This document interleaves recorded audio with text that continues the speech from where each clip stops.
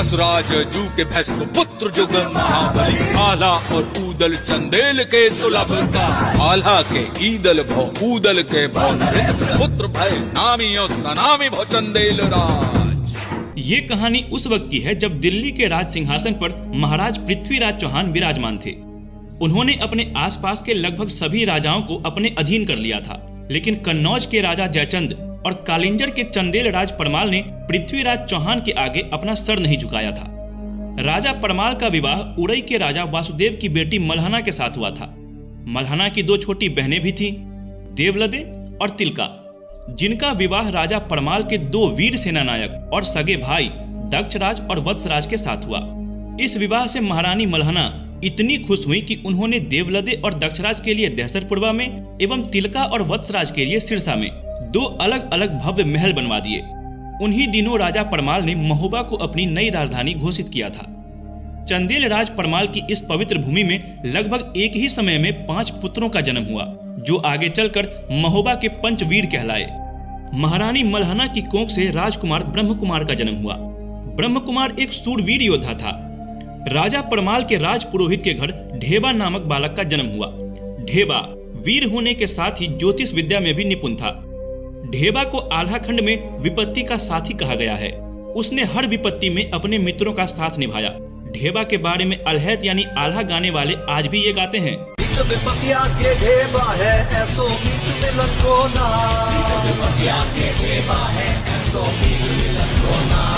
विपत्ति के मित्र ढेबा हैं और ढेबा जैसे मित्र आसानी से मिलते नहीं हैं। इधर सिरसा में तिलका ने मलखान नाम के एक पुत्र को जन्म दिया।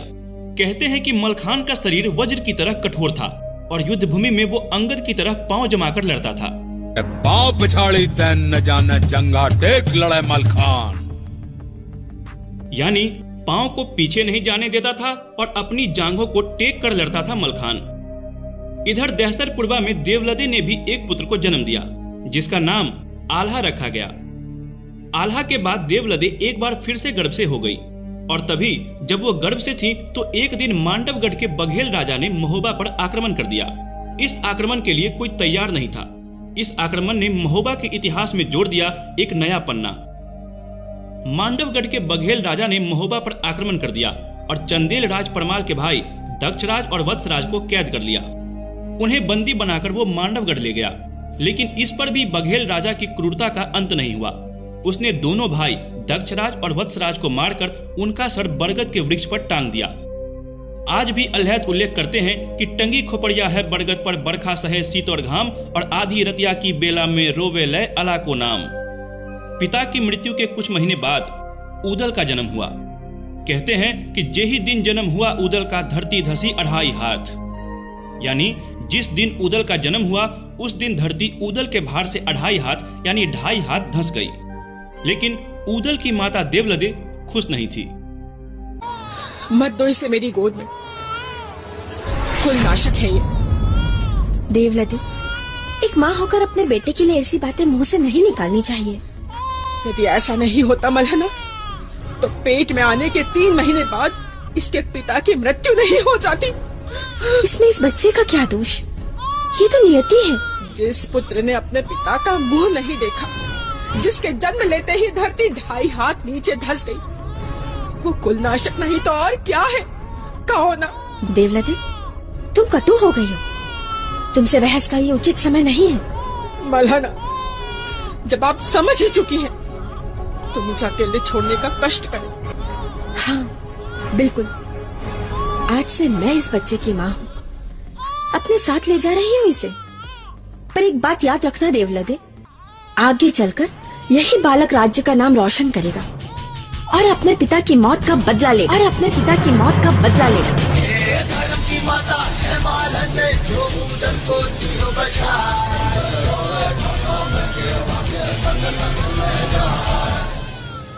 धर्म की माता है मालंदे, जो ऊदल को लिए बचाए। राजा परमाल ने महोबा के इन 5 वीर आल्हा, ऊदल, मलखान, ब्रह्मकुमार और ढेबा को एक साथ पढ़ाया लिखाया तथा अस्त्र शस्त्र को चलाने की कला से रूबरू कराया। देखते ही देखते 5 बालक अपनी किशोरा अवस्था पार कर गए। साथ ही साथ इनके बहादुरी के किस्से पूरे प्रांत भर में फैल गए थे। इन सब में ऊदल की वीरता से राजा परमाल काफी प्रभावित थे। एक दिन वो अपने राज दरबार में बैठकर ऊदल की वीरता की चर्चा अपने सभासदों के सामने कर रहे थे। आला, ऊदल, मलखान, ब्रह्म कुमार और ढेबा, ये पांचों इस आयु में भी बड़े बड़े योद्धाओं से कम नहीं हैं। और ऊदल की तलवार और युद्ध कौशल का तो क्या कहना। कि तभी आल्हा ऊदल का मामा माहिल वहां आ पहुंचा। माहिल ने महाराज की बातें सुनी और माहिल महाराज से कहने लगा, क्षमा करें महाराज, किंतु ऊदल तो एक साधारण सिपाही है। वो कब से तलवार बांधने लगा?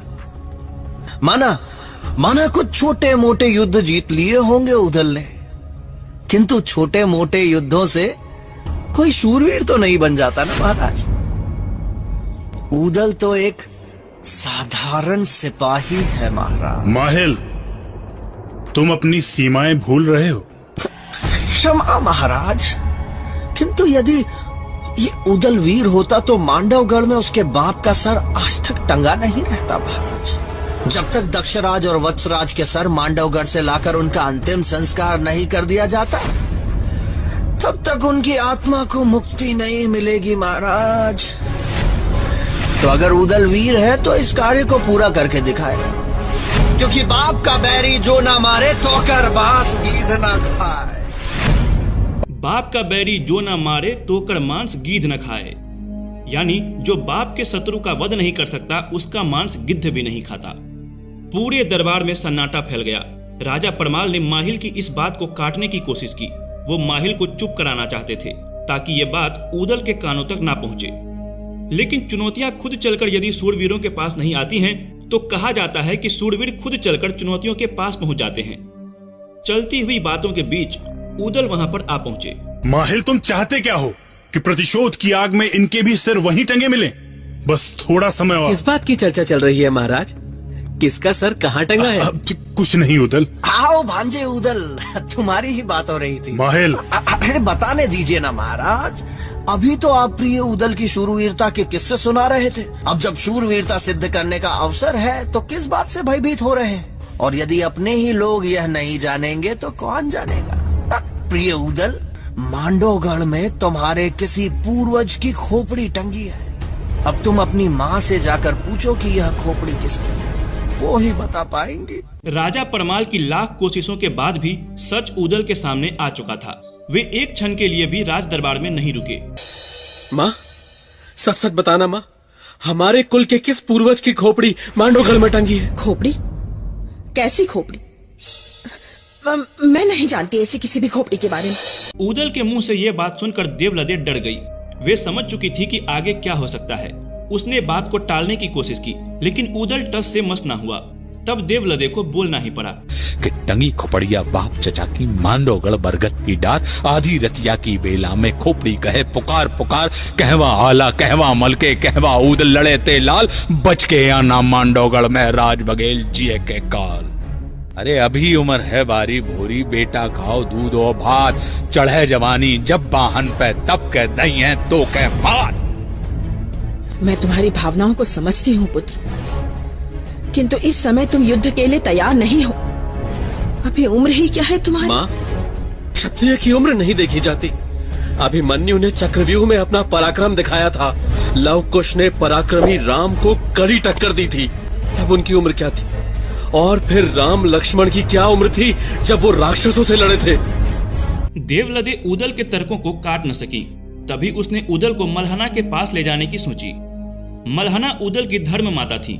देवलदे को महसूस हुआ कि अपनी धर्म माता की बात ऊदल अवश्य सुनेगा। मलहना के कक्ष में पहुंचकर देवलदे अपनी बहन के चरणों पर गिर पड़ी। मलहना को सारी घटना की खबर पहले ही मिल चुकी थी। उसने देवलदे को ऊपर उठाया और अपने पास बैठाया। फिर उसने ऊदल की ओर देखा और कहा, हमारे पुत्र ने पहली बार युद्ध में जाने की इच्छा जाहिर की है देवलदे। हमें उसे रोकना नहीं चाहिए। अपने प्राण का मोह तो कायर और मूर्ख करते हैं। इस संसार में जितने दिन के लिए जो आया है, विधाता भी उससे वो दिन छीन नहीं सकते।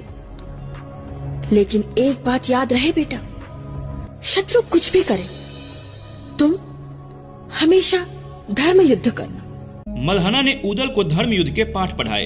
वे ऊदल से बोली, बेटा हमेशा धर्म युद्ध करना, कभी किसी से डरना नहीं, शरण में आए व्यक्ति की हमेशा रक्षा करना, बालक बूढ़े और स्त्री पर कभी हाथ न उठाना, युद्ध में जिस सैनिक के पास हथियार ना हो उस पर वार मत करना, और भागते हुए सैनिक को तो कभी मत मारना। कभी भी शत्रु से पहले हथियार ना चलाना।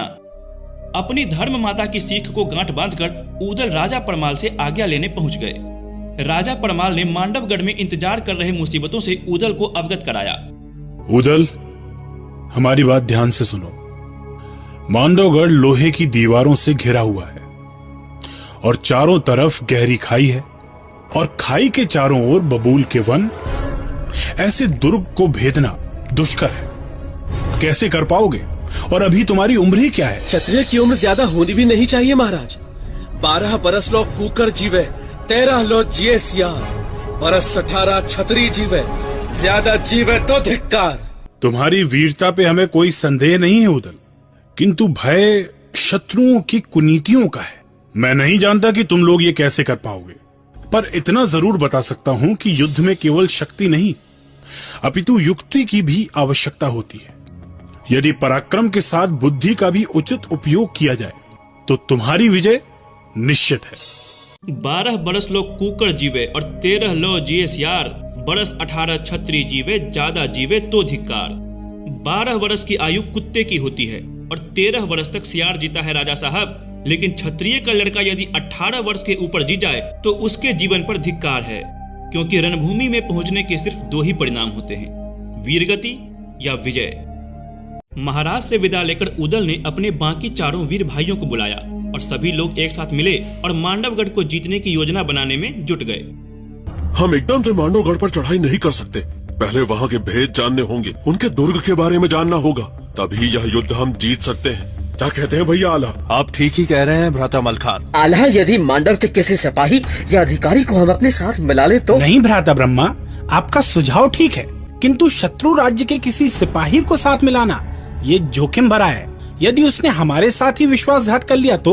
ठीक कहते हो ढेबा, शत्रु के किसी भी व्यक्ति पर हम यूं ही विश्वास नहीं कर सकते। वैसे मेरे पास एक योजना है। ढेबा की बात मानकर सभी ने योगी का भेष धारण किया और अपनी अपनी माताओं के पास पहुंच गए, किंतु माताएं उन्हें पहचान नहीं पाईं। माताओं ने उन्हें योगी ही समझ लिया। राजा परमाल ने उस दिन आल्हा को महोबा का सेनापति घोषित किया।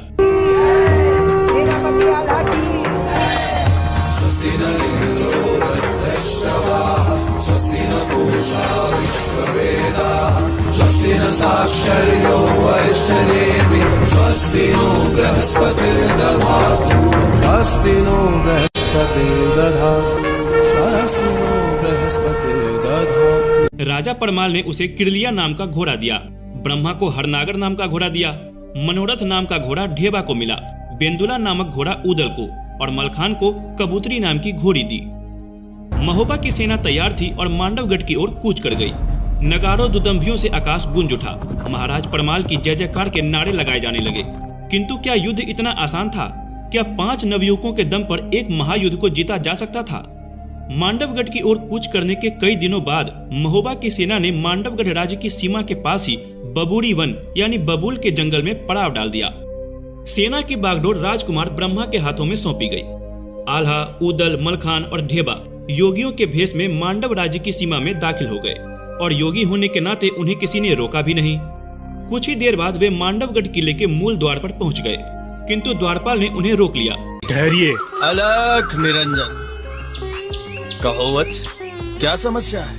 आप लोग कहाँ से आ रहे हैं? सुदूर हिमालय से। इतनी दूर से? कोई विशेष काम? वत्स, हम सन्यासी हैं, हिमालय से चले हैं दक्षिण के हिंदू सागर तक। रास्ते में तुम्हारा ये नगर आ गया, इसलिए हमने सोचा कि इस नगर की सेवा ग्रहण कर लें। सुना है यहाँ के राजा बड़े दयालु हैं। सो तो ठीक है, लेकिन यहाँ ठहरेंगे कितने दिन? अगर सन्यासी को ये पता होता कि वो कितने दिन ठहरने वाला है तो फिर वो सन्यासी ही क्यों होता है? मन हुआ तो सालों, वरना एक क्षण। मगर वत्स, तुम्हें कोई असुविधा हो तो हम आगे की ओर चले जाएंगे। नहीं नहीं, ऐसी बात नहीं, लेकिन पूछना मेरा काम है। आप बुरा मत मानिए, मांडवगढ़ में आप सभी का स्वागत है। अंदर से अनुमति मिलने के बाद द्वारपाल उन चारों योगियों को अंदर ले गया। अंदर पैर रखते ही ऊदल की दृष्टि पट वृक्ष पर पड़ी। पट वृक्ष की सबसे ऊंची डाल पर 2 सिर टंगे थे, दक्षराज और वत्सराज के। ये देखकर उदल अपने आप को रोक नहीं पाए और शायद द्वारपाल उदल के मानसिक उद्वेग को पहचान गया। अरे छोटे बाबा जी, पेड़ पे टंगी उन खोपड़ियों को क्या देख रहे हैं? इस नगर में और भी सुंदर चीजें हैं, उन्हें देखिए, उनका आनंद लीजिए। अब तुम हमें सिखाओगे कि क्या देखना है?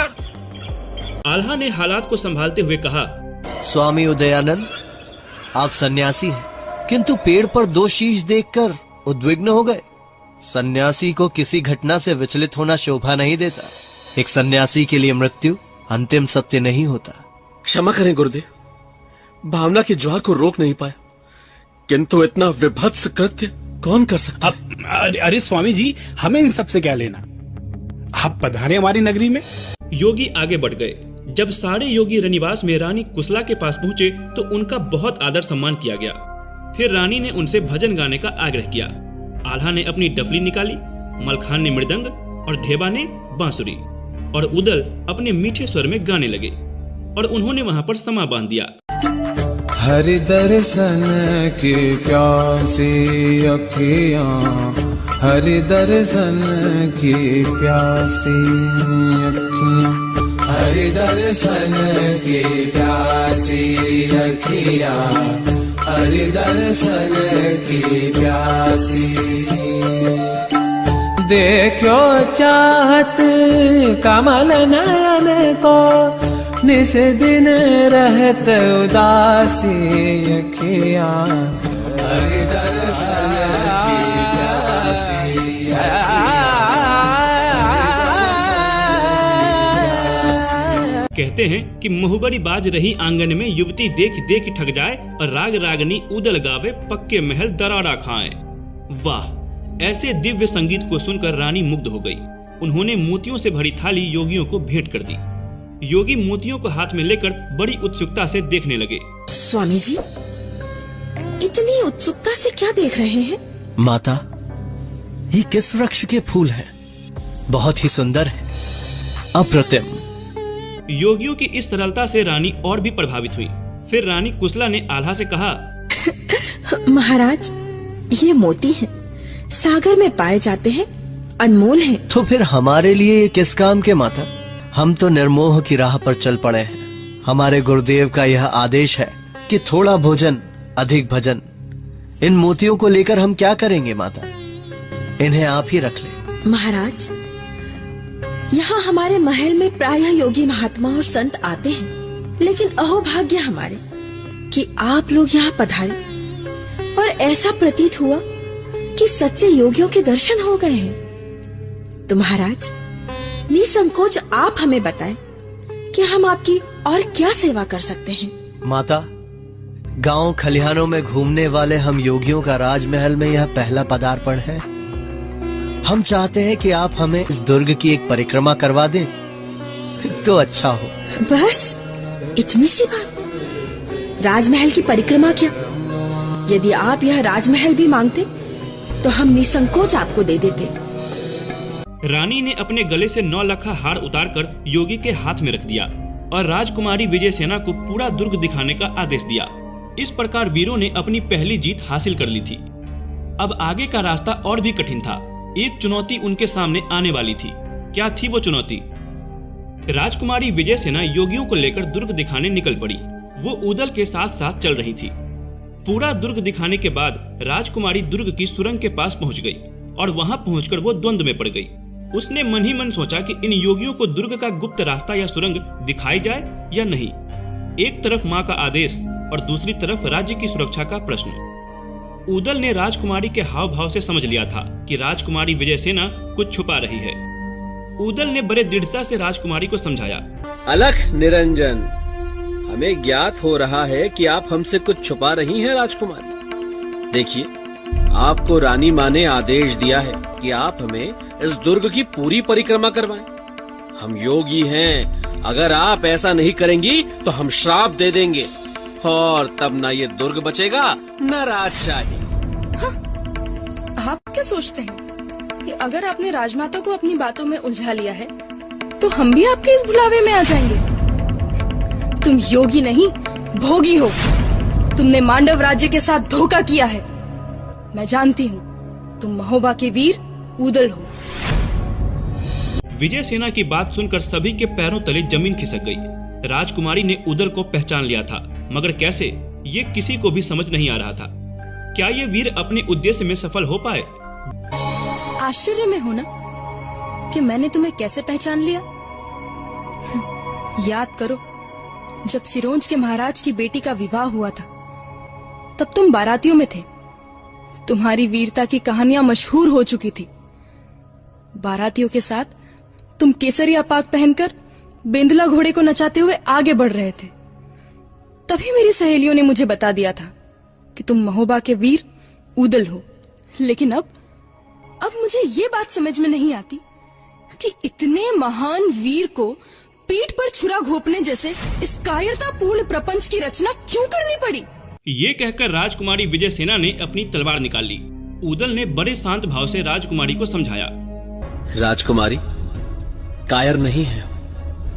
आपके पिता ने धोखे से हमारे पिता और चाचा को मार उनकी खोपड़ियां यहाँ पेड़ पर टांग दी।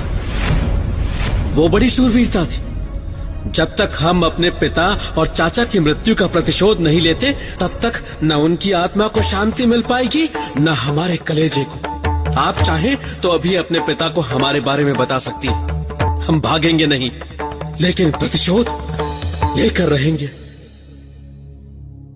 उदल ने राजकुमारी को अपने पिता बघेल राज चंबे को बुलाने का जिक्र किया, लेकिन राजकुमारी स्वयं उदल के सम्मुख समर यानी युद्ध के लिए तत्पर हो चुकी थी। तभी उदल को धर्म युद्ध के नियम याद आ गए। दोनों ने तलवारें तान ली और युद्ध छिड़ गया। राजकुमारी एक कुशल योद्धा की तरह उदल पर वार करती रही और उदल सिर्फ अपने आप को बचाते रहे, क्योंकि उनके दिमाग में अपनी मां मल्हना का आदेश गूंज रहा था कि स्त्री के ऊपर अस्त्र नहीं उठाने चाहिए। अचानक घटी इस घटना ने सबको भौचक्का कर दिया था। आल्हा, ढेबा और मलखान अचंभित खड़े देख रहे थे। कुछ देर तक वार करने के बाद राजकुमारी थक हार कर बेहोश हो गई। तभी सबने मिलकर राजकुमारी को पानी के छींटे उसके मुंह पे मारे। जब राजकुमारी होश में आई तो उसका अभिमान पिघलकर पानी हो चुका था। वीर उदल, तुम्हारे बारे में जो कुछ भी सुना था, तुम उससे ज्यादा बहादुर और धर्मप्रिय हो। ये सत्य है कि मेरे पिता ने तुम्हारे पिता के साथ अधर्म युद्ध किया था, लेकिन तुम्हें धर्म युद्ध का भली भांति ज्ञान है। इसलिए तुम्हारे इस युद्ध में अब मैं तुम लोगों के साथ हूं। अब मैं जो कहने जा रही हूं उसे ध्यान से सुनो। ये जो सामने दीवार है, उसके पीछे एक सुरंग है जो यहाँ से कोसों दूर बबूरी वन में निकलती है। ये दुर्ग सब तरफ से इतना सुरक्षित है कि किसी और रास्ते से यहाँ प्रवेश कर पाना तुम लोगों के लिए शायद नामुमकिन हो। सुरंग का दूसरा मुंह बबूरी वन में खुलता था। बबूरी वन यानी बबूल के जंगल, जहां महोबा के सैनिकों ने अपना पड़ाव डाला था। ये भेद खुलने के साथ ही महोबा के वीरों ने युद्ध जीतने की सबसे महत्वपूर्ण चाबी हासिल कर ली थी। इस युद्ध का परिणाम क्या हुआ? क्या महोबा के 5 युवा महावीर महोबा की खोई प्रतिष्ठा को पुनर्प्रतिष्ठित कर पाएंगे? अगले दिन की सुबह महोबा की सेना ने मांडवगढ़ के ऊपर आक्रमण कर दिया। आक्रमण की खबर सुनते ही बघेल राज चंबे ने अपने दोनों पुत्र राय करिंगा और सूरज को बुलाया। राय करिंगा और सूरज अपने समय के बड़े सूरवीर योद्धा माने जाते थे। बघेल राज चंबे ने युद्ध की बागडोर अपने पुत्रों के हाथों में सौंप दी। हम आपका सपना पूरा करेंगे, हमें आशीर्वाद दीजिए। इस युद्ध को हम अवश्य जीतेंगे। बघेल राज महाराज चंबे की जय। बघेल राज महाराज चंबे की जय। इधर महोबा के सेनापति आल्हा ने पंचव्यूह की रचना के साथ युद्ध लड़ने का निर्णय लिया। अपने घोड़े पर सवार होकर सबसे आगे चलने वाली सेना का संचालन स्वयं आल्हा कर रहा था और बाईं छोर की टुकड़ी का संचालन ढेबा कर रहा था। पिछले भाग का दायित्व मलखान के कंधों पर था और व्यू के बीचों बीच घोड़े पर सवार ब्रह्मा चल रहा था। दोनों सेनाएं मांडवगढ़ के सीमांत के पास आमने सामने आ गई। राय करिंगा ने आल्हा को ललकारा, हमसे लड़ना तुम्हारी औकात के बाहर है। तुम्हारा वही हाल होगा जो तुम्हारे पिता और चाचा का हुआ था। उसी जगह उसी पेड़ पे हम तुम्हारी भी खोपड़ी टांग देंगे। ये बकवास का वक्त नहीं है राय करिंगा। तुम्हारे पिता ने अधर्म युद्ध करके मेरे पिता और चचा को मार डाला था। तुम अगर अपने पिता का सर लाकर मुझे दोगे तो हम तुम्हारी जान बख्श देंगे। और फिर सेना एक दूसरे से भिड़ गई। राय करिंगा आल्हा की आंखों में धूल झोंककर उदल की ओर बढ़ गया। फिर उसने उदल पर भाला फेंका। भाला उदल के शरीर के पार हो जाता यदि उदल का घोड़ा बेंदुला अंतिम समय पर अपनी चाल न बदलता। उदल के करीब से निकलकर राय कलिंगा का भाला धरती में धंस गया।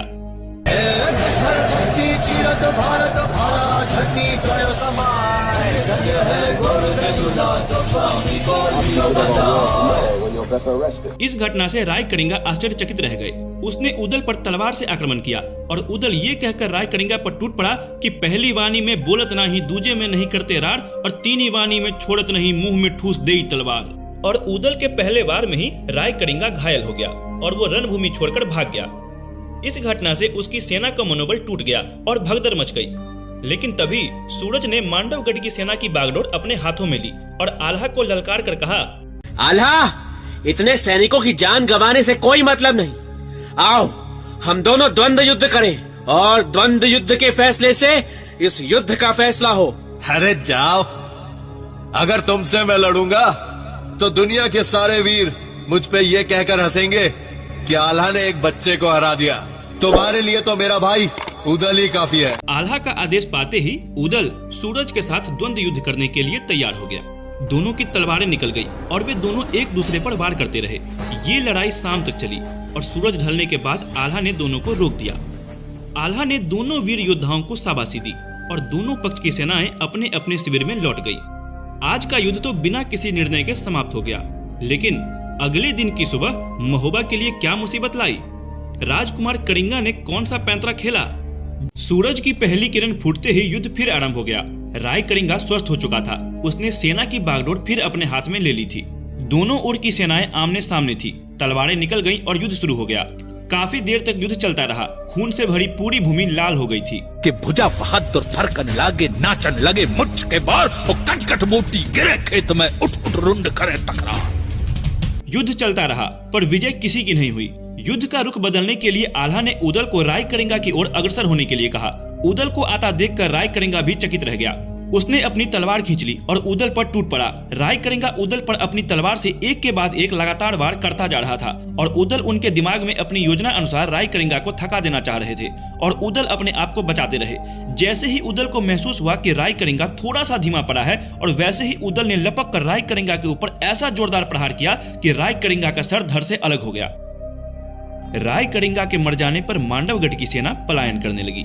सूरज ढलने को था पर उस दिन के युद्ध का निर्णायक पल तो शाम के पहले ही गुजर चुका था। उस दिन का युद्ध समाप्त हो गया।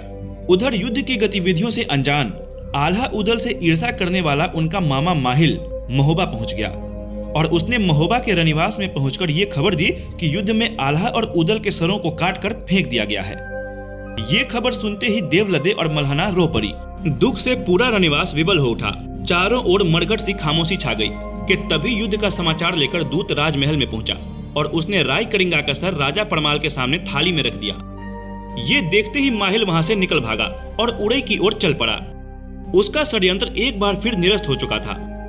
अगले दिन की युद्ध की शुरुआत में ही मलखान के हाथों सूरज मारा गया और अब महोबा की सेना को रोकने वाला कोई नहीं था। महोबा की सेना ने मांडवगढ़ के किले को घेर लिया। कहते हैं कि खबर मिलते ही राजा जम्भे भयभीत हो गया और उसने सहजो जोगिन को बुलाया। सहजो जोगिन या सहजो योगिनी ये एक ऐसी योगिनी थी जो काली शक्तियों की उपासक थी, जिसने तंत्र मंत्र द्वारा कई सिद्धियां प्राप्त कर रखी थी। देखो जोगिन, कुछ ऐसा करो कि इन वीरों के खेमे में खलबली मच जाए और मैं इस अफरा तफरी का लाभ उठाकर ये युद्ध जीत जाऊं। आप चिंता ना करें महाराज। मेरी सिद्धियों के सामने कोई वीर आज तक नहीं टिक पाया है, तो फिर इन बालकों की क्या बिसात। अपनी कही बात के अनुसार सहजो ने बंगाली पुड़िया मारकर उदल को भेड़ बना दिया और गुरु झिलमिल की मढ़ी में उदल को बांध दिया। उदल गायब हो चुके थे। उदल के ना मिलने पर आल्हा बुरी तरह घबरा गए। तभी बाबा गोरखनाथ ने अपनी दिव्य बाणी से उदल को पूरी घटना के बारे में बताया। पूरी घटना समझते ही आल्हा ने मलखान और ब्रह्मा को वहां भेजा।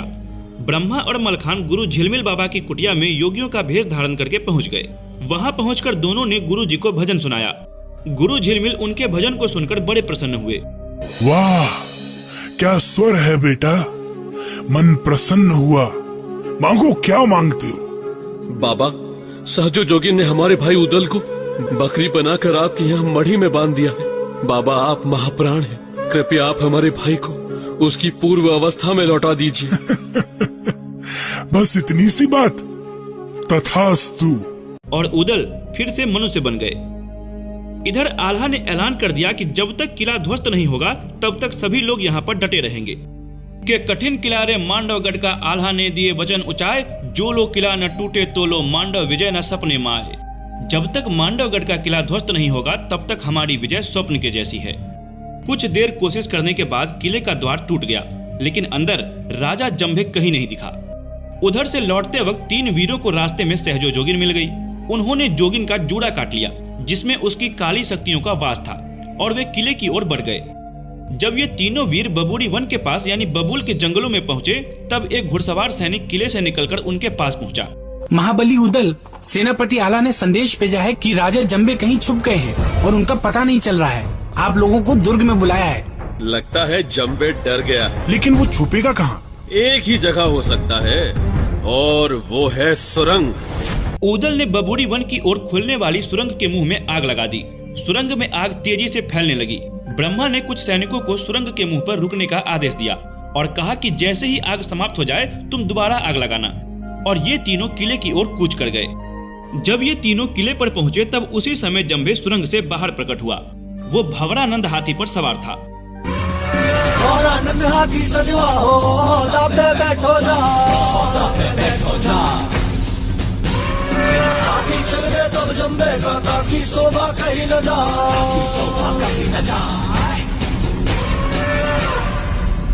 उदल ने घोड़ा बढ़ाकर हाथी के माथे पर अपने घोड़े बेंदुला की दोनों टांपे अड़ा दी और पालकी के ऊपर लगे हुए ध्वज को काटकर फेंक दिया।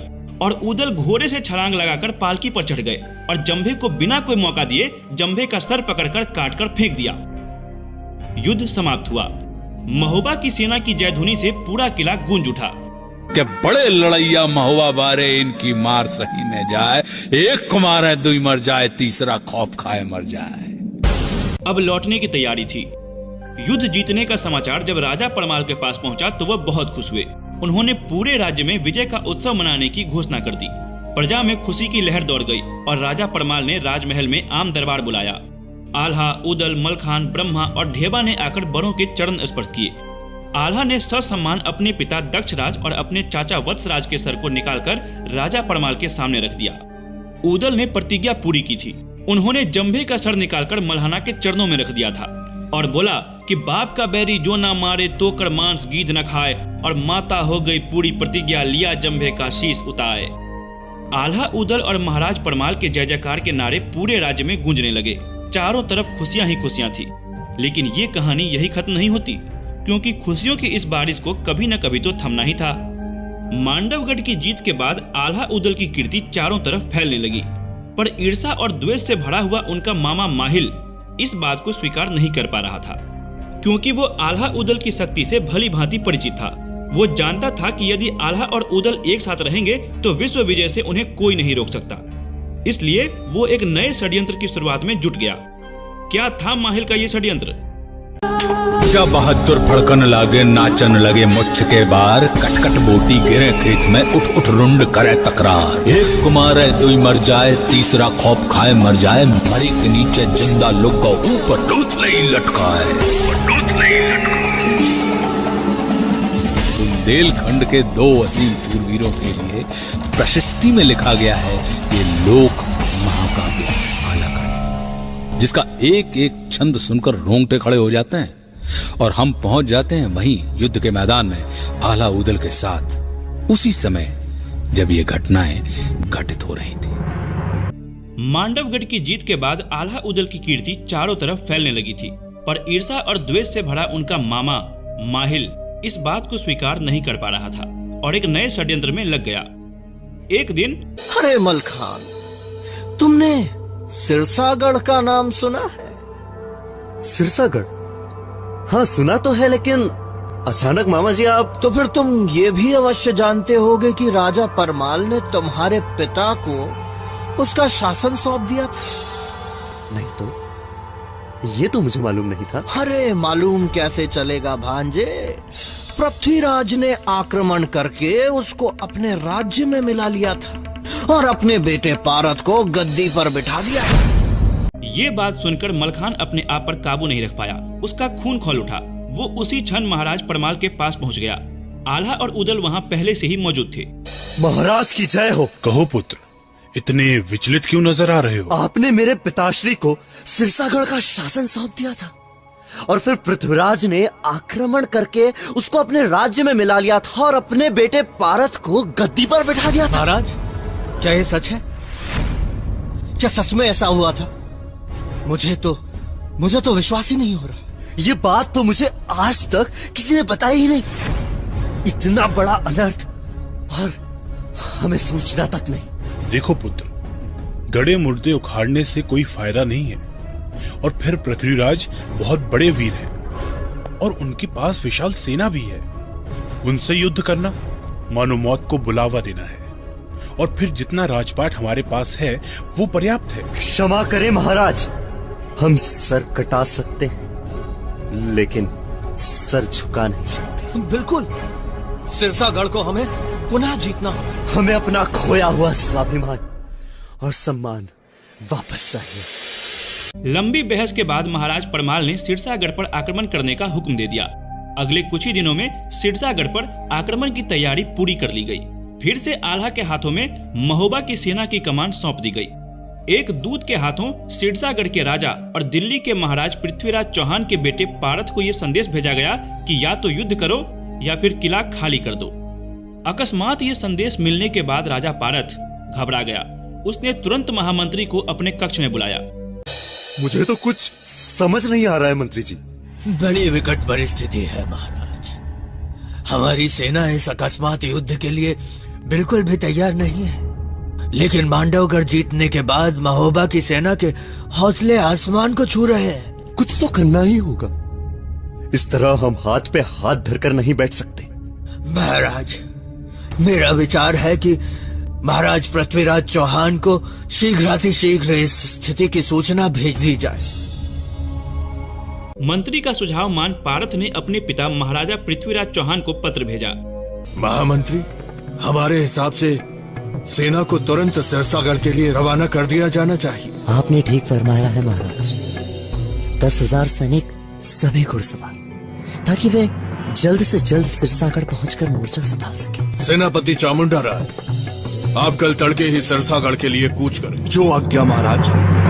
महाराजा पृथ्वीराज चौहान के आदेश अनुसार उनकी सेना का रणनायक चामुंडा राय 10,000 सैनिकों की फौज लेकर सिरसागढ़ की ओर रवाना हो गया।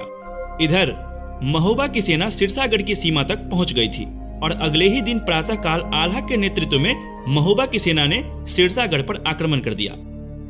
पारत भी अपनी सेना के साथ तैयार था। रणभेड़ियां बज उठी, युद्ध आरंभ हो गया। 6 दिनों तक घनघोर घमासान युद्ध होता रहा और कोई निर्णय न निकला। कि घोड़ा बिचला था उदल का, जिसमें बहे हजारों जवान, आधी जमुना में पानी बहे, आधी बहे रतत की धार। और फिर 7वें दिन उदल ने तलवार मारकर पारत को घायल कर दिया। घायल पारत ने युद्ध क्षेत्र से भागकर अपनी जान बचाई। ये साफ हो गया था कि जब तक महाराज पृथ्वीराज चौहान की सेना नहीं पहुंचती, तब तक महोबा की सेना से पार पाना कठिन है। के बड़े लड़ैया महुआ वारे, इनकी मार सही न जाए। खुशकिस्मती से चामुंडा राय अपने 10,000 जाबाज सैनिकों के साथ सिरसागढ़ पहुंच चुका था। चामुंडा राय को लगता था कि वो अपनी इतनी बड़ी फौज के साथ महोबा के कुछ मामूली से सैनिकों को आराम से परास्त कर देगा। और अगले दिन उसने व्यूह रचना के तहत आल्हा और उदल को चारों तरफ से घेर लिया। चामुंडा राय के सैनिकों से अपने आप को घिरा देखकर उदल ने ललकार कर चामुंडा राय से कहा, जाकर कह देना पृथ्वीराज चौहान से कि पुड़ी कचौड़ी जान न मिल है, 12 मास चले तलवार। और फिर भीषण युद्ध आरंभ हुआ। आल्हा उदल की युद्ध नीति और पराक्रम के सामने सिरसागढ़ की एक न चली और चामुंडा राय को पारत को साथ में लेकर सिरसागढ़ का किला छोड़कर भागना पड़ा। महोबा के वीर रणबांकुरे एक बार फिर से विजयी हुए थे। के बड़े लड़ैया महुआ वारे, इनकी मार सही न जाए। एक को मारे दुई मर जाए, तीसरा खौफ खाए मर जाए। मरे के नीचे जिंदा लुक गो, ऊपर लोथ लई लटकाए। सिरसागढ़ की लड़ाई जीतने के बाद आल्हा उदल का औदा बहुत ऊंचा हो गया था। न केवल महोबा बल्कि पूरे भारतवर्ष में इनकी सूरता के नाम का डंका बज रहा था। राजा परमाल भी इस विजय से बहुत प्रसन्न थे। उन्होंने मलखान को सिरसागढ़ का प्रभारी बना दिया।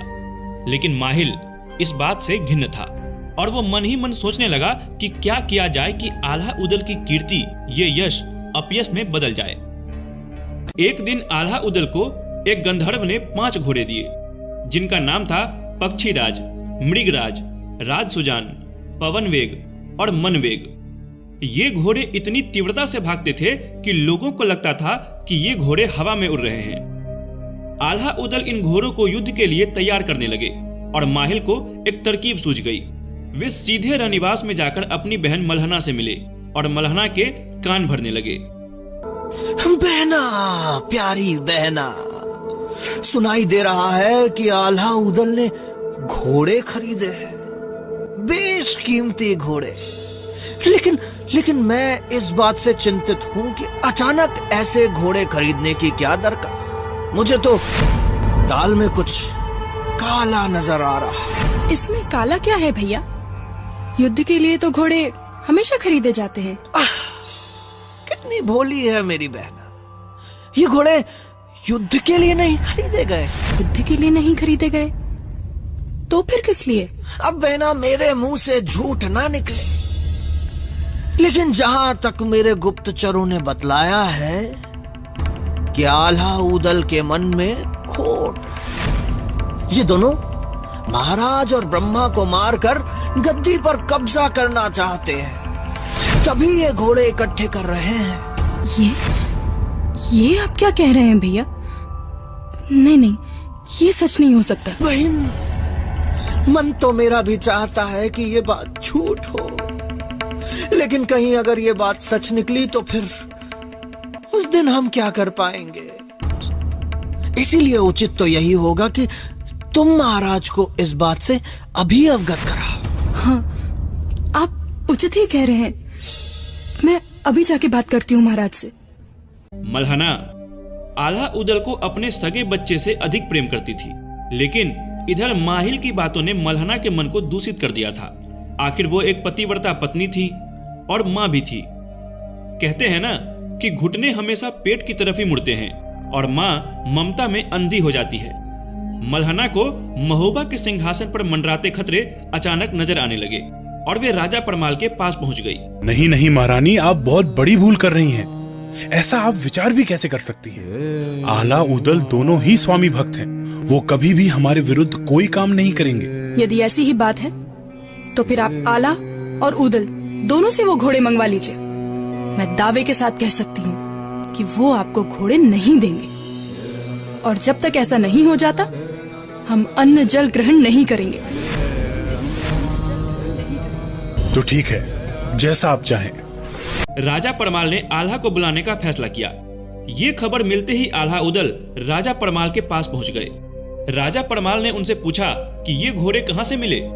उदल बोले, तब राजा से देव निधि ने रखने मान, और 5 बछड़े अति विशिष्ट हैं, भर भर करके भरे उड़ान। पक्षीराज मृगराज घोड़ दो, एक घोड़ा रहे राज सुजान, और पवन वेग मन वेग भय दो, 5 उड़े लगा के प्राण। ये सुनकर राजा परमाल ने कहा कि ये घोड़े तुम्हें हमें देने होंगे, अन्यथा तुम दोनों भाइयों का महोबा में कोई स्थान नहीं। ये बात सुनकर पूरा राज दरबार स्तब्ध रह गया। महाराज, बड़े दुख के साथ हमें यह कहना पड़ रहा है कि आप हम पर संदेह कर रहे हैं, जबकि ये घोड़े सेना के लिए नहीं खरीदे गए। हमें नहीं पता कि आपको अचानक क्या हो गया, लेकिन संदेह के इस वातावरण में हमारा दम घुटता है। हमें आज्ञा दीजिए महाराज। राज दरबार से निकलकर आल्हा सीधे अपनी माँ देवलदे के पास पहुंच गए। माँ, जिन्हें हमने हमेशा पिता समान समझा, उन्हें ही आज हम पर विश्वास नहीं। जिस राज्य के लिए हमारे पिता और काका ने अपने प्राणों की आहुति दे दी, वही राज्य हमसे स्वामी भक्ति का प्रमाण मांग रहा। अब हमारा यहाँ एक पल भी ठहरना मृत्यु समान है। पुत्र, जब समय संबंधों से ज्यादा प्रबल हो जाए, तब समय के बताए रास्ते पर ही चलना उचित होता है। न जाने किस ठोर पर जाकर रुकेगी हमारी जीवन की नाव, लेकिन संबंधों को एक अवसर अवश्य मिलना चाहिए। एक बार और अंतिम बार पुत्र तुम महाराज से जाके मिल लो। हो सकता है कि उनका मन बदल जाए और फिर वे तुम्हें स्वीकार भी कर लें। माता देवलदे से सलाह मशवरा करने के बाद जब आल्हा उदल राजमहल पहुंचे तो पूरा दरबार भरा हुआ था। आल्हा उदल ने राजा को माता की कही हुई बातें दोहराई। बातों को सुनकर राजा परमाल आल्हा उदल से बोले, यदि तुम राज्य में खाओगे तो गोमांस खाओगे, अगर पानी पियोगे तो गाय का रक्त पियोगे, यदि स्त्री के साथ सोते हो तो बहन के साथ सोओगे। राजा परमाल के मुंह से ऐसी बातें सुनने के बाद आल्हा क्रोधित हो उठा और तुरंत वहां से निकल गया। उदल ने अपनी पगड़ी और गहने उतारकर फेंक दिए। क्रोधित आला उठ के चलवा पूरब तुरंत की पहुंचो जाए और उदल बोलो तब राजा से पगड़ी कहना तरी तुम्हार। भादों की आधी रात थी, घनघोर वर्षा हो रही थी। आल्हा उदल अपनी मां देवलदे को लेकर महोबा नगरी को छोड़कर किसी अज्ञात स्थान की ओर चल पड़े। पूरे महोबा नगर वासियों के लिए ये एक बहुत ही दुखदायी और कटु दृश्य था। इस घटना को गाते हुए आज भी उत्तर और मध्य भारत के अलहैत रो पड़ते हैं। नैना नैना आंसू ढारे दया न कहूँ ठाव देखाए, आल्हा चली भय उदल चली भय जैसे राम लखन चली जाए।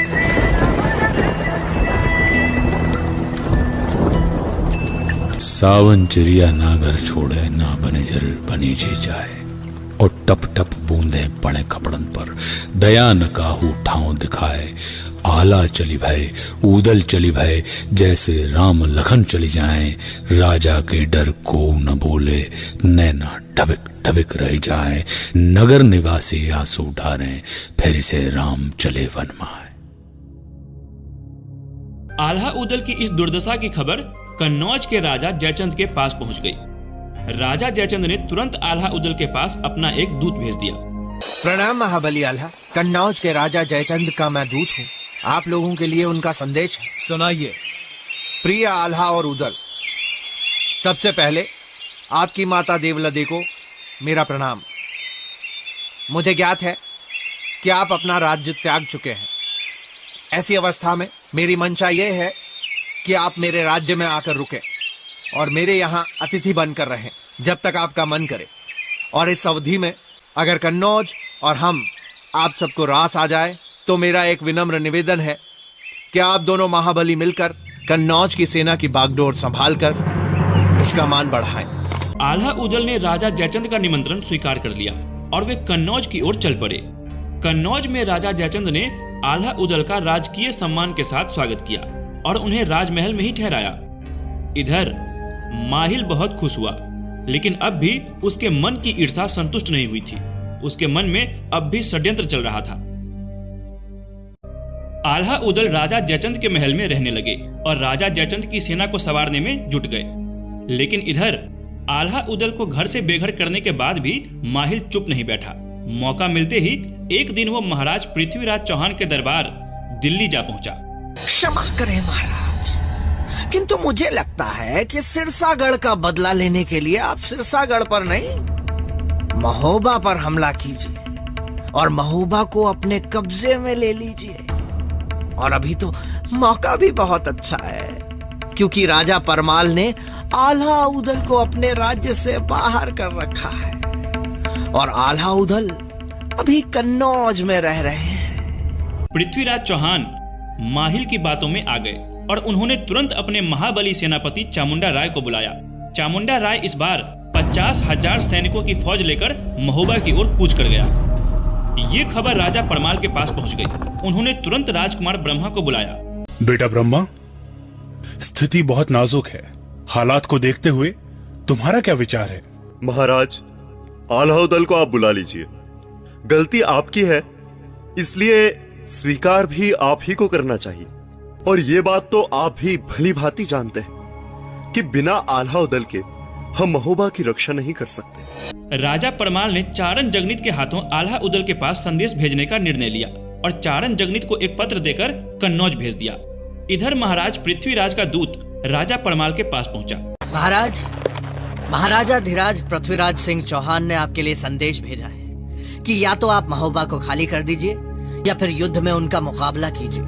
उन्हें सूचित कर दो कि हमारे महायोद्धा अभी राज्य में नहीं है आशा है कि 15 दिन के भीतर वो लौट आएंगे, इसलिए युद्ध के लिए हमें 15 दिन का समय चाहिए। पृथ्वीराज चौहान मौके का फायदा उठाकर महोबा पर हमला करना चाहते थे, लेकिन 15 दिन की मोहलत मांगने वाले संदेश ने पृथ्वीराज को धर्म संकट में डाल दिया। आखिरकार उन्होंने क्षत्रिय धर्म का पालन करते हुए राजा परमाल को 15 दिन की मोहलत दे दी। उधर चारण जगनीत आल्हा से कन्नौज के राजमहल में मिले और राजा परमाल का पत्र आल्हा उदल को दे दिया। हालांकि जगनीत बहुत वाक्कटु था, लेकिन दोनों भाइयों ने उसकी एक न सुनी। माता देवलदे ये वार्तालाप अंदर से सुन रही थी।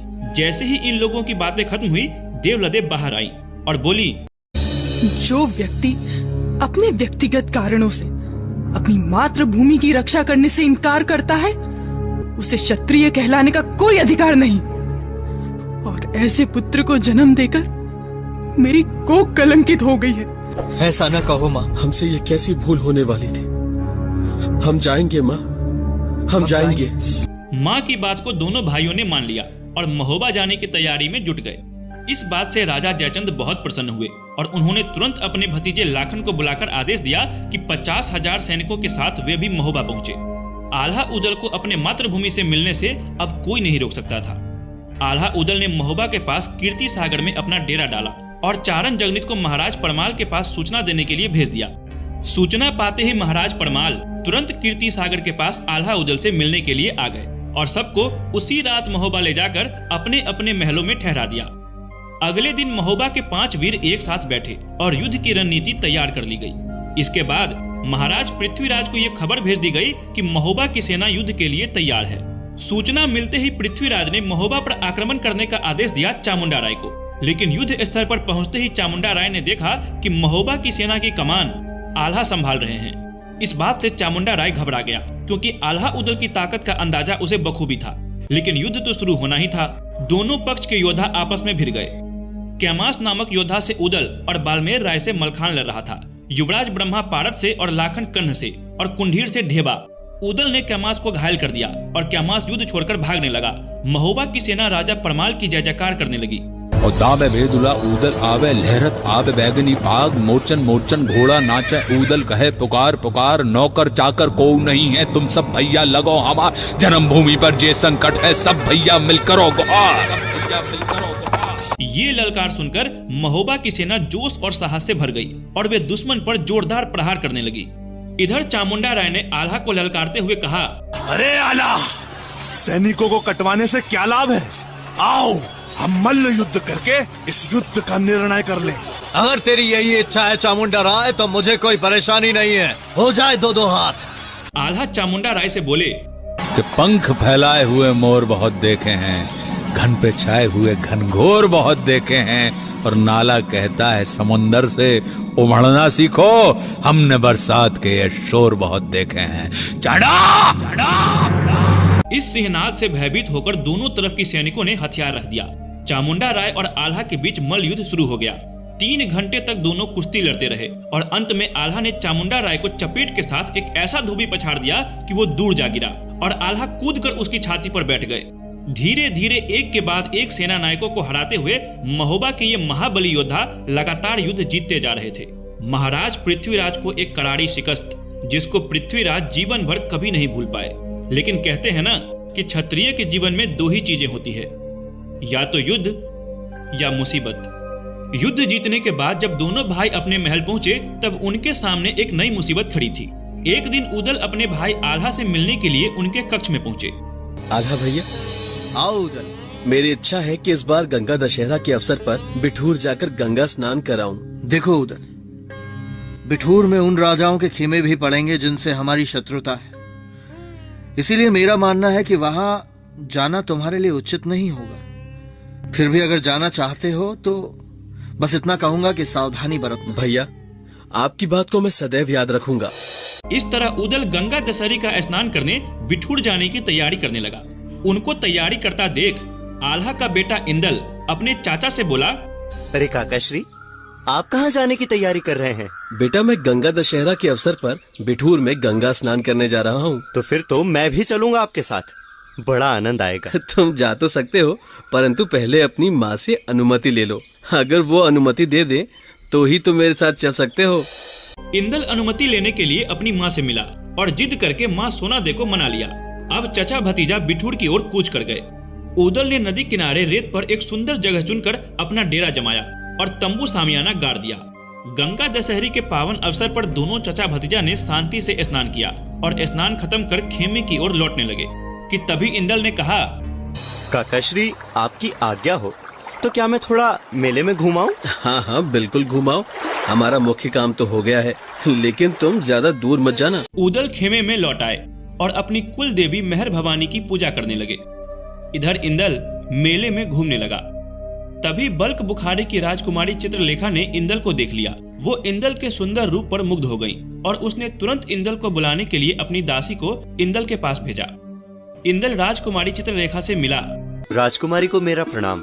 मैं महोबा के राजा परमाल के सेनापति महाबली आल्हा का पुत्र हूँ। इंदल, ये तो बड़ी ही खुशी की बात है, या फिर यूँ कहिए कि संयोग की बात है कि आप महाबली आल्हा के सुपुत्र हैं। हमने आपको खेमे के सामने से जाते हुए देखा था, बस फिर क्या था, हम आप पर मुग्ध हो गए। जी मुझे खुशी है कि आपको मैं अच्छा लगा।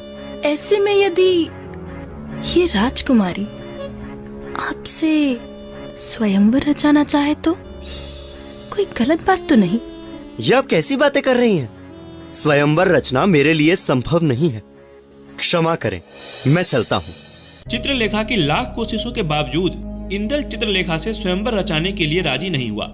तब चित्रलेखा ने सिपाहियों को बुलवाया और इंदल को कैद कर लिया। साथ ही साथ उसने आदेश दिया, इस बात की गोपनीयता बरकरार रहे। मेरे माता पिता को भी इस बात की खबर न हो। अगर किसी ने भी मुंह खोला तो उसका परिणाम अच्छा नहीं होगा। इधर उदल अपने डेरे पर इंदल का इंतजार कर रहे थे। उदल को जब पता चला कि इंदल लापता है तो वे विचलित हो गए। उन्होंने पूरा मेला छान मारा। बदकिस्मती से उस मेले में माहिल ने अपना खेमा जमाया हुआ था। माहिल को इंदल के लापता होने की खबर मिल गई। ये सुनते ही माहिल एक पल भी मेले में नहीं रुका और सीधा महोबा में आल्हा के पास पहुंच गया। देखो आल्हा, उदल की कोई संतान नहीं है, इसीलिए वो सोचता है कि उसके हिस्से की सारी संपत्ति इंदल ले लेगा और वो इस नीच सोच की वजह से इंदल से जलता है और इसी वजह से वो इंदल को बैला फुसला कर बिठूर ले गया, जहां उसने इंदल की हत्या कर दी। वो तुम्हारा सगा भाई हो सकता है भांजे, पर अफसोस अफसोस, लोभ कभी अपना पराया नहीं देखता। इंदल की हत्या की बात सुनते ही आल्हा बौखला गए। आल्हा उदल को अपने बेटे से ज्यादा प्यार करते थे, पर इस घटना ने उन्हें अंदर तक झकझोर दिया। माहिल की इस हरकत से अनजान उदल अपने भाई के पास पहुंच गए। भैया भैया, अनर्थ हो गया है। बिठूर के मेले में इंदल कहीं खो गया है। हम क्षमा चाहते हैं। मैंने पूरा मेला छान मारा पर भी। नीच! मेरे बेटे की हत्या करने के बाद तू मेरे पास क्षमा मांगने आया है और ये मनगढ़ंत कहानी सुनाकर हमें बहकाने की कोशिश कर रहा है। तू वीर नहीं, हत्यारा है। ये कहते ही आल्हा ने अपने भाई उदल को पीटना शुरू कर दिया। उदल के लिए आल्हा पिता से बढ़कर थे। उन्होंने मुंह बंद करके सब सहन किया। ये सब देखकर सोनादे अपने आप को रोक नहीं सकी और उन्होंने आल्हा का हाथ पकड़ लिया और उदल को छोड़ने के लिए गिड़गिड़ाने लगी। स्वामी रुक जाइए स्वामी, आप ऐसा पाप ना करें। आपके छोटे भाई ने क्या क्या नहीं किया है आपके लिए। रुक जाइए स्वामी, ऐसा अनर्थ ना करें। ये मेरा भाई नहीं है, मेरे बेटे का हत्यारा है। कोड़े की मार से बुरी तरह घायल उदल ने अपनी भाभी से कहा, भाभी मैं सच कह रहा हूँ भाभी, मैंने इंदल को नहीं मारा। पता नहीं वो मेले में कहाँ खो गया। मैंने उसे बहुत ढूंढा पर फिर भी वो नहीं मिला। कम से कम आप मेरा विश्वास करो। सोनादे ने आल्हा को समझाया, हम तुम रही बे जय दुनिया में इंदल फेर मिलेंगे आए और कोक के भाई को तुम मारत ऐसी तुम्हें मुनासिब ना है। जोड़ी बनी रहे दंपत की, बेटा होत न लागे देर और भैया गए तो फिर न मिल है देवर मेरो लड़ेता शेर। ओ काहे रूठ गए हो स्वामी, काहे लखन को मारे राम और भैया विपत बटैया होते गाढ़े दिन में आवे काम। आल्हा ने हाथ रोक लिया लेकिन फिर उसने जल्लादों को आदेश दिया, इसे यहाँ से उठाकर जंगल में ले जाओ और इसे मारकर इसकी लाश को फेंक दो। ऐसे धोखेबाज की लाश को तो जानवर भी नहीं खाएंगे। जल्लाद उदल को लेकर जंगल की ओर चल पड़े। पीछे पीछे सोनादे भी आ गई और थोड़ी दूर पहुंचते ही सोनादे ने जल्लादों को रोक दिया।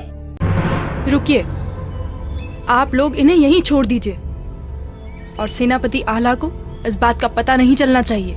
उन्हें सिर्फ ये बता दें कि उन्होंने जैसा कहा था वैसा ही किया गया है। जब उनका गुस्सा शांत होगा वो भी अपने भाई के लिए व्याकुल हो जाएंगे। अब आप सब यहाँ से जा सकते हैं। सोनादे लौट आई और उदल को जल्लादों ने जंगल में छोड़ दिया। जंगल में उदल भटकने लगे। वो समझ नहीं पा रहे थे कि ये क्या हो रहा है उनके साथ। उदल जंगल में भटकते हुए अपने ससुराल नरवरगढ़ पहुंच गए। वहां उदल अपने साले युवराज मकरंद राय से मिले और पूरी घटना उसको बताई। मुझे नहीं मालूम कैसे, पर यह सच है कि बिठुर के मेले में इंदल कहीं खो गया है। ऐसा होना तो संभव नहीं लगता। इंदल इतना बच्चा भी नहीं कि खो जाए। मुझे लगता है कि किसी ने उसे अगवा किया होगा। आप चिंता न करें, मैं अवश्य कुछ करता हूँ। अब उदल गुप्त रूप से राजमहल में रहने लगे थे और मकरंद ने चारों ओर इंदल को ढूंढने के लिए अपने गुप्तचर भेज दिए थे। कुछ दिन बाद एक गुप्तचर आकर मकरंद से मिला। राजकुमार की जय। सूचना है कि बल्क बुखारे की राजकुमारी चित्रलेखा ने इंदल को बंदी बनाकर रखा है और ये सूचना एकदम सटीक है क्योंकि राजकुमारी की दासी के हवाले से इस बात की पुष्टि हुई है। बहुत अच्छे, बहुत खूब। ये बात मकरंद ने उदल को बताई और बल्क बुखारे पर हमला बोल दिया। ये खबर मिलते ही बल्क बुखारे के राजा घबरा गए और उन्होंने तुरंत अपना दूत भेज दिया मकरंद के पास। राजकुमार, महाराज ये जानना चाहते हैं कि युद्ध का कारण क्या है। उनसे कहो कि उनकी बेटी राजकुमारी चित्रलेखा ने मोहबा के राजा परमाल के सेनापति वीरवर आल्हा के पुत्र को बंदी बना रखा है। अगर वो इंदल को लौटा देंगे तो हम युद्ध नहीं करेंगे। ये बात सुनकर बल्क बुखारे के राजा ने मकरंद और उदल को अपने दरबार में आमंत्रित किया। दोनों जब पहुंचे तो उनकी बहुत आवभगत की गई। क्षमा करें महाराज, लेकिन ये युद्ध करना अनिवार्य था। आप जानते नहीं है कि इस घटना से मोहबा के पूरे राज परिवार पर क्या असर पड़ा है। महाबली उदल और राजकुमार मकरंद, हम क्षमा प्रार्थी हैं, किंतु इस बारे में मुझे कुछ नहीं पता था। बल्क बुखारे के राजा ने राजकुमारी चित्रलेखा को बुलाया और उसे बहुत फटकारा। हमें क्षमा कीजिए पिताजी, हमसे बहुत बड़ी भूल हो गई। सभा में इंदल उपस्थित हुआ। तब चित्रलेखा उदल को संबोधित करते हुए बोली, अतिथिगण, मैं इंदल से स्वयंवर करना चाहती हूँ, पर इंदल है कि मानता ही नहीं। हम इंदल से अत्यधिक प्रेम करते हैं और हम इस भरी सभा में घोषणा करते हैं कि अगर इंदल नहीं माने तो हम अपने प्राण त्याग देंगे। राजकुमारी, महोबा में हम कोई काम चोरी छुपे नहीं करते। आप इंदल को वापस कर दीजिए और हम आपको वचन देते हैं कि हम स्वयं आपका ब्याह इंदल से करवाएंगे। और फिर मकरंद इंदल और उदल को लेकर नरवरगढ़ की ओर चल पड़े। रास्ते में मकरंद ने उदल और इंदल को सिरसागढ़ में मलखान के पास छोड़ दिया। इंदल को जीवित देखकर मलखान बहुत खुश हुआ। मलखान ने उदल को गले लगा लिया और दोनों बहुत देर तक आंसू बहाते रहे। सभासदों की आंखों में भी पानी आ गया। इसके बाद मलखान ने सिर्फ इंदल को ही महोबा भेज दिया और दूत के हाथों राजा परमाल को एक पत्र भेज दिया। इंदल को लेकर मलखान का दूत महोबा में प्रवेश कर गया। वो सीधे जाकर राजा परमाल से मिला। राजा परमाल इंदल को जीवित देखकर बहुत प्रसन्न हुए, लेकिन उन्होंने ये सबके सामने जाहिर नहीं किया, क्योंकि महोबा में सब जानते थे कि आल्हा ने जल्लादों के हाथों अपने भाई उदल को मरवा डाला है। इस बात से राजा परमाल बहुत घिन्न थे। राजा परमाल ने आल्हा और सोनादे को बुलाया। इंदल को देखकर दोनों माँ बाप अपने बच्चे से लिपट लिपट कर रोने लगे। तभी दूत ने मलखान की चिट्ठी पढ़कर सुनाने की अनुमति मांगी। राजा परमाल ने अनुमति दी। सब ध्यान पूर्वक दूत को सुनने लगे। सेनापति महाबली आल्हा, इंदल को बलक बुखारे की राजकुमारी ने अगवा कर लिया था और ये बात राजकुमारी के पिता भी नहीं जानते थे। अब इंदल ने बलक बुखारे की राजकुमारी से विवाह करने का वचन दिया है। अब आप अपने पुत्र को ले जाकर विवाह करवाइए। हम बारात में सम्मिलित नहीं होंगे क्योंकि आपने अपने भाई की हत्या कराई है। हत्यारे की बारात में हम शामिल नहीं होंगे। आल्हा के सर पर पहाड़ टूट पड़ा था। उन्हें एहसास हुआ कि उनसे कितनी बड़ी भूल हो गई है। उन्होंने अपना खंजर निकाल लिया और अपने गले पर चलाने लगे कि तभी इंदल ने उन्हें रोक लिया। पिताश्री, काकाश्री जीवित हैं और मलखान काकाश्री के पास सकुशल है। ये बात सुनते ही सब लोग एकदम चौंक गए। खुशी का ठिकाना न रहा। आल्हा उसी वक्त सिरसागढ़ की ओर रवाना हो गए। सिरसागढ़ के किले में पहुंचते ही आल्हा सीधे अपने भाई उदल के गले से लिपट गए। भाई, मुझ जैसे महानीच को तो क्षमा का भी कोई अधिकार नहीं, किंतु आज मैं तुमसे क्षमा नहीं, अपनी करने का दंड मांगना चाहता हूं। मुझे दंड दो, मुझे दंड दो। ये आप क्या कह रहे हैं भैया? आप बड़े भाई हैं, ना मैं आपको क्षमा दे सकता हूँ और ना ही मैं आपको दंड दे सकता हूँ। मैं तो केवल आपसे यही मांग सकता हूँ कि एक बार फिर मुझे अपने चरणों में जगह दे दीजिए। और दोनों भाई एक दूसरे से लिपटे रहे। कहते हैं कि उस दिन भाइयों के इस प्रेम को देखकर स्वर्ग के देवताओं ने भी फूल बरसाए थे। स्वस्ति न इंद्रो वृद्धश्रवाः, स्वस्ति न पूषा विश्ववेदाः, स्वस्ति न साक्षर्यो वरिष्ठनेमिः, स्वस्ति नो बृहस्पतिर्दधातु, स्वस्ति नो बृहस्पतिर्दधातु, स्वस्ति नो बृहस्पतिर्दधातु। इधर महाराज पृथ्वीराज ने कन्नौज के राजा जयचंद की बेटी संयोगिता का हरण करके उससे शादी कर ली थी। तभी से राजा जयचंद पृथ्वीराज के दुश्मन बन चुके थे। और जब पृथ्वीराज ने महोबा पर चढ़ाई की तब राजा परमाल भी पृथ्वीराज के दुश्मन बन गए। जैसा कि प्रचलित है कि शत्रु का शत्रु मित्र होता है। अपनी बेटी के साथ जो हुआ उसका बदला लेने के लिए राजा जयचंद ने पृथ्वीराज की बेटी बेला से राजा परमाल के बेटे ब्रह्मा का बलपूर्वक विवाह करवा दिया। लेकिन इस विवाह के संपन्न होने के बाद पृथ्वीराज की सेना वहां पहुंच गई और बेला को लेकर वे दिल्ली चली गई। इसलिए विवाह तो हो गया था पर वधू ससुराल नहीं पहुंच सकी थी। बाद में आल्हा उदल ने यह निर्णय लिया कि दिल्ली पर आक्रमण करना जरूरी है ताकि रानी बेला को दिल्ली से महोबा लाया जा सके, और एक संदेश पृथ्वीराज चौहान के पास भेज दिया। पृथ्वीराज चौहान ने युद्ध की चुनौती स्वीकार कर ली। उन्होंने सेना नायक चामुंडा राय को भी समझाया और एक बार फिर रणभूमि में महोबा और दिल्ली की सेनाएं आमने सामने खड़ी थी। देखते ही देखते दोनों पक्षों ने एक दूसरे पर घनघोर आक्रमण कर दिया और घमासान लड़ाई शुरू हो गई। कहते हैं कि भारत के इतिहास में ऐसा युद्ध पहले कभी नहीं देखा गया था। हाथी, घोड़े, तलवार, भाला, ताशे, नगारे, लोग आज भी इस युद्ध की तुलना कुरुक्षेत्र के युद्ध से करते हैं। बहरहाल लड़ाई करते हुए उदल पृथ्वीराज के सामने पहुंच गया और दोनों के बीच घमासान युद्ध हुआ और पृथ्वीराज घायल हो गए। पृथ्वीराज को बचाने के लिए चामुंडा राय आदि वीरों ने उदल पर एक साथ मिलकर कई तरफ से हमला कर दिया। इतने सारे लोग एक साथ प्रहार करने लगे, लेकिन उदल ने भी घुटने टेकना नहीं सीखे थे। उदल आज अपने पूरे सवाब पर था। उदल पर भैरवी सवार थी। उदल आज अपने आप को बचाने की कोशिश नहीं कर रहा था, बल्कि ऐसा लग रहा था कि उदल अपने प्राणों का उपसर्ग करने के लिए मचल रहा था। उदल लगातार एक के बाद एक चामुंडा राय और उसके सैनिकों के ऊपर प्रहार करते रहे। चामुंडा राय बहुत घबरा गया था और उसने बदहवास होकर अपने हाथ के भाले को उदल की तरफ फेंक दिया और वह भाला सीधा उदल के सीने को चीरता हुआ भूमि में धंस गया। उदल वीर गति को प्राप्त हुए। उदल को हत देखकर ब्रह्मा भौंचक रह गया और चामुंडा राय ने इस मौके का फायदा उठाकर ब्रह्मा के ऊपर तलवार से वार किया और ब्रह्मा भी वीर गति को प्राप्त हुआ। लेकिन ब्रह्मा ने मरने से पहले दिल्ली के कई वीरों को ढेर कर दिया था। अंत में आल्हा चामुंडा राय पर आक्रमण करने के लिए निकले। एक के बाद एक दिल्ली की सेना के वीर आल्हा के हाथों मारे जाने लगे। आल्हा को अपनी ओर आते देख चामुंडा राय अपनी जान बचाकर भाग गया, लेकिन इस युद्ध में आल्हा भी घायल हो चुके थे और समरभूमि में एक ओर गिर पड़े थे। युद्ध समाप्त हो चुका था। दोनों तरफ भारी नुकसान हुआ था। इन लाशों के ढेर में पड़े दिल्ली के सामंत संयम राय के कानों में महाराज पृथ्वीराज चौहान के कराहने की आवाज पहुंची। उसने देखा कि समर भूमि में महाराज पृथ्वीराज चौहान निशक्त पड़े हैं और उनके शरीर का मांस गिद्ध नोच नोच कर खा रहे हैं। सामंत संयम राय धीरे धीरे रेंगते हुए पृथ्वीराज चौहान के पास पहुंचे और जमीन से कटार उठाकर उन्होंने अपने शरीर के मांस को काट काट कर गिद्धों को खिलाना शुरू कर दिया। और इस प्रकार स्वामी भक्त संयम राय ने अपने नरेश पृथ्वीराज चौहान को बचा लिया।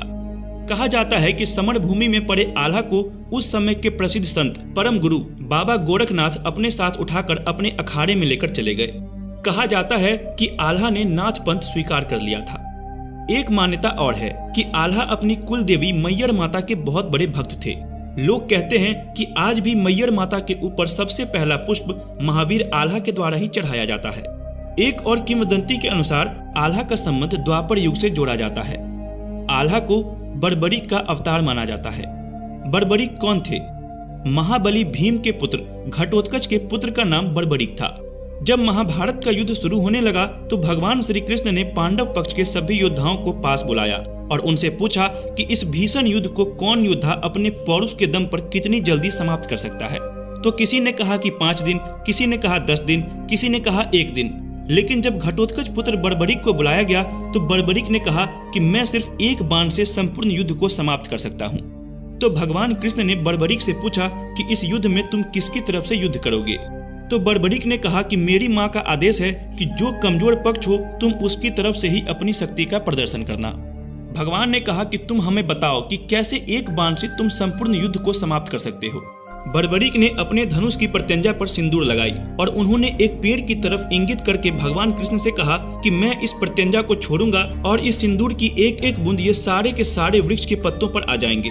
जहाँ जहाँ आप इस सिंदूर की बूंद को देखेंगे मेरा बाण उस पत्ते को छेदते हुए जाएगा।